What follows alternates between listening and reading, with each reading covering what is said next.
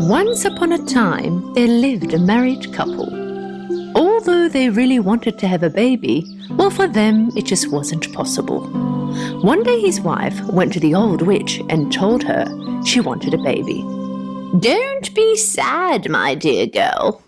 Where there's a will, there's a way.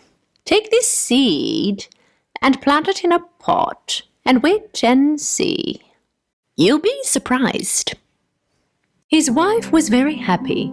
She thanked her with joy. In return for her amazing favor, she gave the witch some money.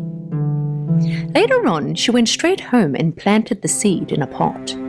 With great patience, she began to wait near the pot.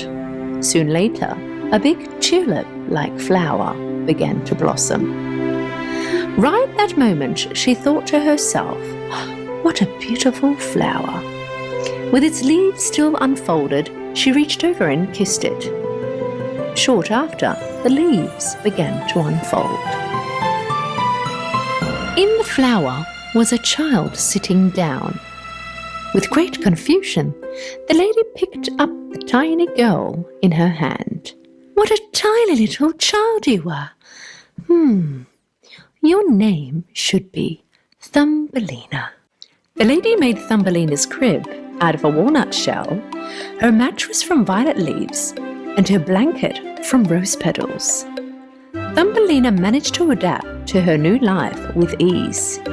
At night time, she would sleep in her bed that was made just for her, and during the day she would play on the table and sing songs.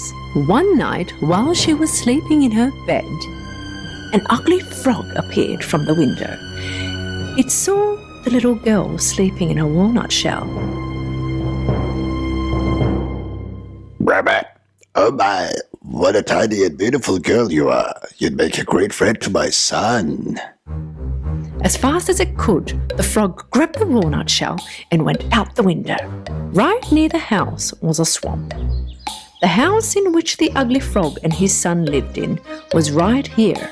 The son of the ugly frog was just as ugly as his father. When he saw the tiny girl his father had brought him, he croaked at the top of his lungs. Rabbit, rabbit. Stop croaking. You're going to wake the girl up. If she wakes up, she will run away in fear. Rabbit. The father and son decided to make the little girl a place where she could stay. Father Frog had a great idea. Let's place the little girl on one of the lilies over at the stream.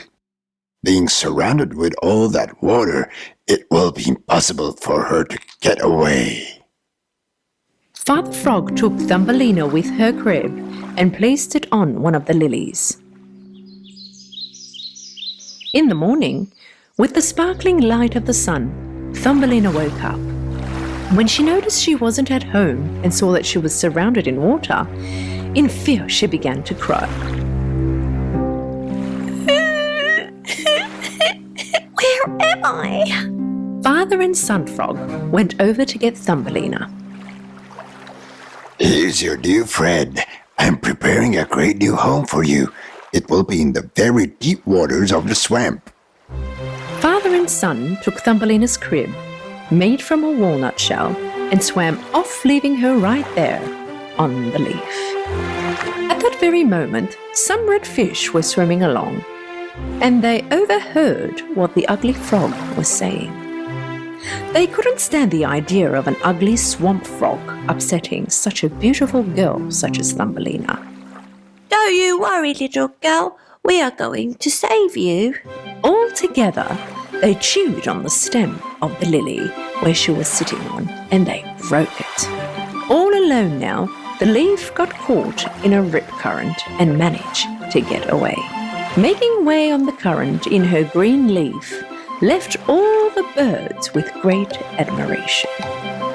How beautiful and tiny she is. As she was on her way, she passed a rather big Maybug. He grabbed her as fast as he could and landed on a tree. Finding herself on a tree, Thumbelina was very frightened. What type of a bug are you? And why did you bring me here? I'm a Maybug, and I have never seen a bug such as yourself before, so I wanted my friends to see you. Later on, all the other Maybugs sitting on the same tree came around to visit Thumbelina. Trying hard not to show it, all the Maybugs were jealous of her amazing beauty. You're a funny creature. How rickety, doesn't even have wings. How ugly! You can barely look at her face. You are free to go wherever you want. We don't want such an ugly thing being near us. Thumbelina spent the whole summer all by herself. She overcame her hunger and thirst by drinking the water of the flowers. A long time passed and the weather began to cool. Because of her summer clothes, she got cold. A field appeared from afar. The field was covered in straw. After a long walk, Thumbelina made it to the field. Under the straw, she managed to find a field rat's home. With a chance on finding some food, Thumbelina knocked on his door and asked for some barley. Kind-hearted field rat took her in.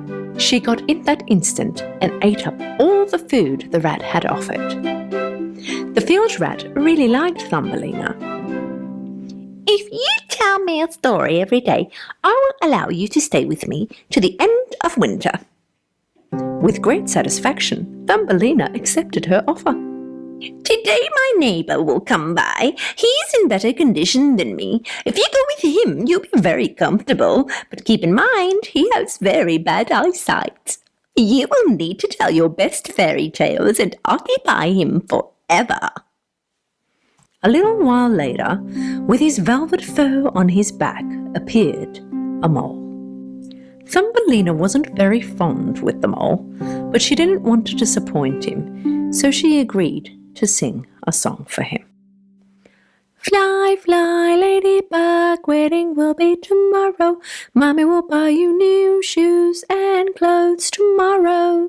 Even though he had poor eyesight, the mole realized he liked Thumbelina very much and decided to take her home. I managed to come all this way by digging a hole and making a tunnel.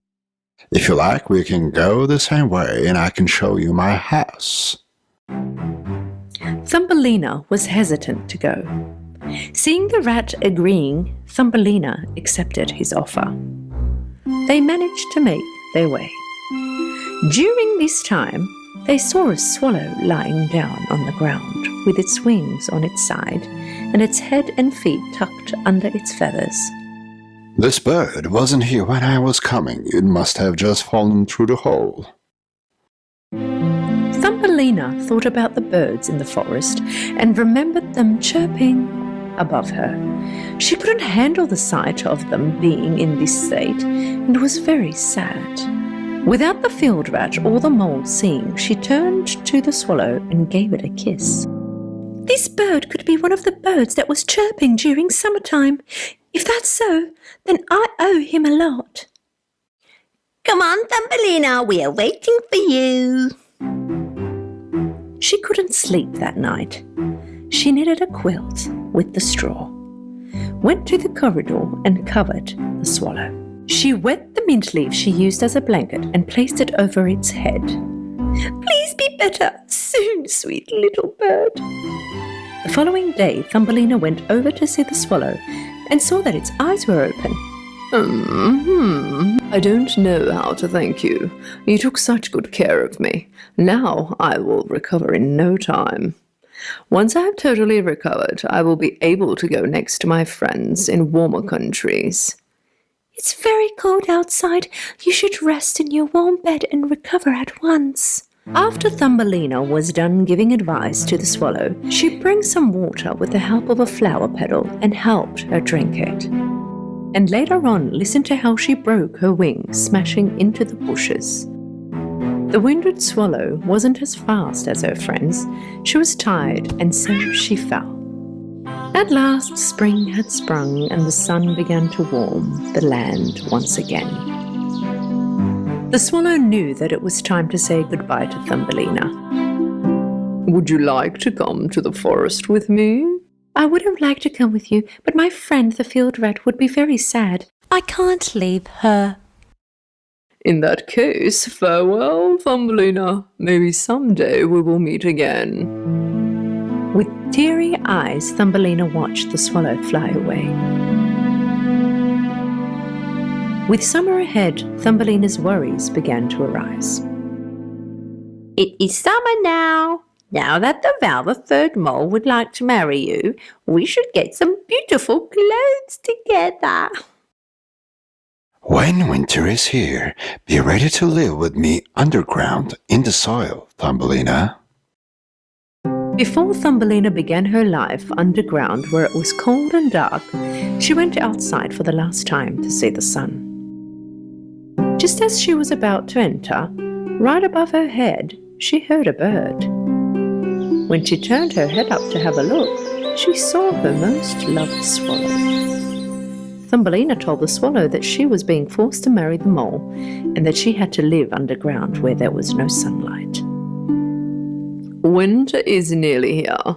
We are preparing to go to warmer countries. Please come with us. You've saved my life. I would like to pay you back." This time, Thumbelina accepted the swallow's offer. And off they went. Thumbelina and the swallow flew away over the forests, seas, and the mountains covered in snow. Later, the two friends arrived at warmer countries. These places were amazing. The sun was brighter and the sky was shimmering. "This is my home. Please pick the best flower for yourself." This is beautiful. The swallow placed Thumbelina in a beautiful flower.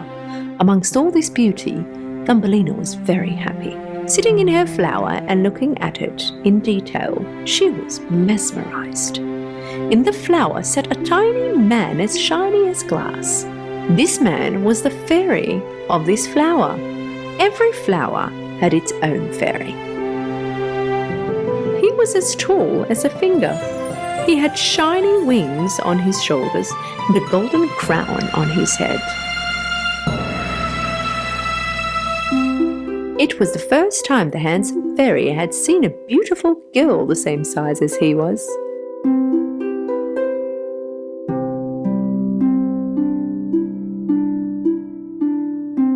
What's your name, beautiful girl?